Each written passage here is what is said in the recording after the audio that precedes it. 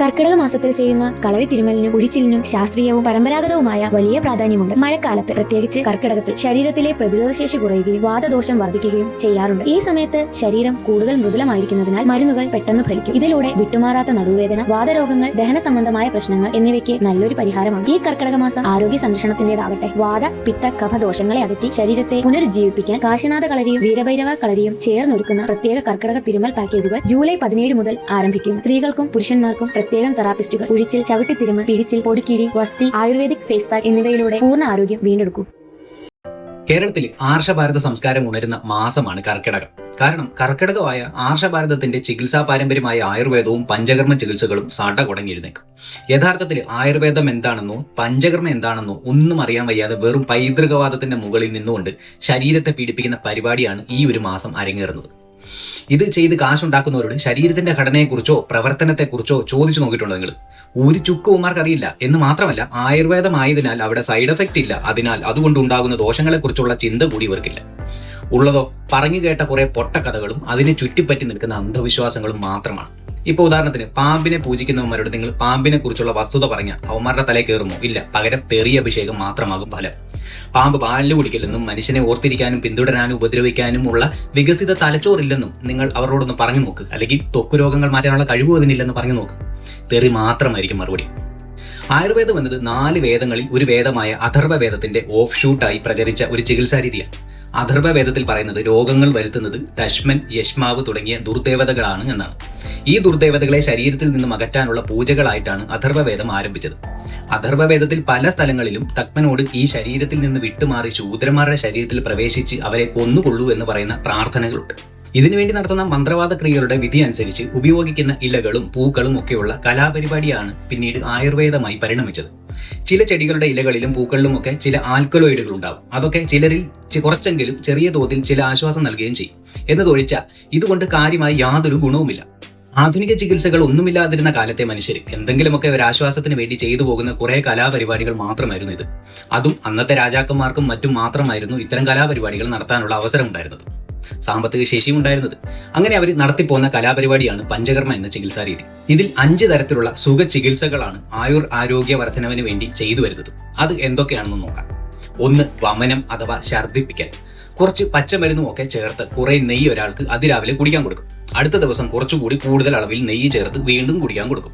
അങ്ങനെ ഏതാനും ദിവസങ്ങൾ ആവർത്തിച്ച് കഴിയുമ്പോൾ, നെയ്യ് കഴിച്ചു കഴിയുമ്പോൾ അയാൾ ഛർദ്ദിക്കും. ഈ ഛർദ്ദലിന്റെ നിറം നോക്കിയാൽ ഒരു പച്ച കലർന്ന മഞ്ഞ നിറത്തിലുള്ള ദ്രാവകമായിട്ടായിരിക്കും കാണുക. ഇത് കാണിച്ചിട്ട് വൈദ്യം പറയും, കണ്ടോ ഉള്ളിൽ നിറയെ മാലിന്യം നിറഞ്ഞിരിക്കുകയായിരുന്നു, അത് മുഴുവൻ പോയി, ഇനി ആരോഗ്യം മെച്ചപ്പെടുമെന്ന്. എന്താണ് യഥാർത്ഥത്തിൽ അവിടെ സംഭവിച്ചത്? നെയ്യ് എന്ന് പറയുന്നത് ശരീരത്തിൽ വളരെ ദോഷമുള്ള ഒരു ട്രാൻസ്ഫാറ്റ് വിഭാഗത്തിൽപ്പെടുന്ന കൊഴുപ്പാണ്. വളരെ ചെറിയ അളവിൽ ശരീരത്തിൽ ചെന്നാൽ വലിയ ദോഷമൊന്നുമില്ലെങ്കിലും കുറച്ച് കൂടുതലായി ശരീരത്തിൽ ചെന്നാൽ അത് ശരീരത്തിന് വലിയ പണി കൊടുക്കും. ഒന്നാമത്, ഇത് രക്തക്കുഴലുകളിൽ കട്ടിപിടിക്കുന്ന ഇനം കൊഴുപ്പാണ്. 2. ശരീരവിവയെ ദഹിപ്പിക്കുന്നത് കരളിൽ വെച്ചാണ്. കരളിൽ താങ്ങാൻ പറ്റുന്നതിൽ കൂടുതൽ ചെല്ലുമ്പോഴാണ് കരൾ നമ്മുടെ സ്വാഭാവിക പ്രതിപ്രവർത്തനം എന്ന നിലയിൽ വയറ്റിലെത്തിയ ഈ സാധനത്തെ ഛർദ്ദിച്ച് പുറത്തേക്ക് കളയുന്നത്. അങ്ങനെ പുറത്തേക്ക് പോകുന്ന ഛർദ്ദിക്കൊപ്പം നമ്മുടെ വയറ്റിൽ നിന്നും ദഹിക്കാൻ വേണ്ടി ഉണ്ടായ കുറെ പിത്തരസം കൂടി പുറത്തേക്ക് പോകും. ഇത് കാണിച്ചിട്ടാണ് വൈദ്യൻ കണ്ടോ എന്ന് തട്ടിവിടുന്നത്. അതായത് വമനം എന്ന് പറയുന്നത് ഹൃദയത്തിനും കരളിനും ഒരേപോലെ പണി കൊടുക്കുന്ന ഒരു മണ്ടൻ ചികിത്സയാണ്. ഇനി 2. വിരേചനം. ചില മരുന്നുകൾ കൊടുത്ത് ലൂസ് മോഷൻ ഉണ്ടാക്കിക്കുക എന്ന പരിപാടിയാണിത്. അതായത് നമ്മുടെ ദഹനേന്ദ്രിയ വ്യൂഹത്തിൽ എന്തൊക്കെയോ അഴുക്ക് അടിഞ്ഞുകൂടി കിടപ്പുണ്ട് എന്ന ധാരണയിൽ അതിനെ പുറന്തള്ളാൻ വേണ്ടി കാണിക്കുന്ന കലാപരിപാടിയാണിത്. 3. പസ്തി. കുറെ എണ്ണയും കഷായും ഒക്കെ നിറച്ച് കുറെ ആയുർവേദ പൊടികളും മറ്റും മലദ്വാരം വഴി അകത്തേക്ക് തള്ളിക്കയറ്റി വെക്കുന്ന പരിപാടിയാണിത്. നമ്മുടെ മലാശയത്തിന്റെ ഉൾഭിത്തി വളരെ മൃദുവും ലോലവുമാണ്. അതിനകത്തേക്കാണ് ഈ കണ്ടകടച്ചാതി മുഴുവൻ തള്ളിക്കയറ്റി വെക്കുന്നത്. അതിൽ പല രാസവസ്തുക്കളും അതിന്റെ ഉൾഭിത്തികളെ കേടുവരുത്തുന്നതും കൂടിയായിരിക്കും. മാത്രവുമല്ല, മലാശയത്തിന് പുറത്തേക്ക് ഉള്ള മസിലുകൾ നമ്മുടെ തലച്ചോറിന്റെ നേരിട്ടുള്ള നിയന്ത്രണത്തിൽ മാത്രം തുറക്കുന്ന തരത്തിലുള്ളതാണ്. അതിലൂടെ രണ്ടാമതൊരാൾ ഉള്ളിലേക്ക് എന്തെങ്കിലും കടത്താൻ ശ്രമിച്ചാൽ അവിടുത്തെ മസിലിന്റെ ഈ അടങ്ങിയിരിക്കുന്ന സ്വഭാവം പതുക്കെ നഷ്ടപ്പെടും. പിന്നെ ചുമച്ചാലും തുമ്മിയാലും പോലും സംഭവം അല്പമായിട്ട് പുറത്തു വന്നുകൊണ്ടിരിക്കും. കയ്യിലിരിക്കുന്ന കാശ് കൊടുത്ത് ഈ പണി വാങ്ങിച്ചു കൂട്ടാൻ തിരക്കായവർ എത്രയും പെട്ടെന്ന് അടുത്തുള്ള പഞ്ചകർമ്മ കേന്ദ്രത്തിൽ ചെല്ലേണ്ടതാണ്. ഇനി 4. നസ്യം. എന്തൊക്കെയോ കുറെ എണ്ണയും ലവണങ്ങളും എല്ലാം ചേർത്ത് മിശ്രിതം മൂക്കിലൂടെ ഒഴിക്കുക. അപ്പോൾ മൂക്കിനകത്ത് വല്ലാത്ത നീറ്റലും പുകച്ചിലും അനുഭവപ്പെടും. ഇത് തലകയത്തുള്ള കഫം മുഴുവൻ ഇളകി പോകുന്നതാണ് എന്ന് നമ്മുടെ വൈദ്യം പറയും.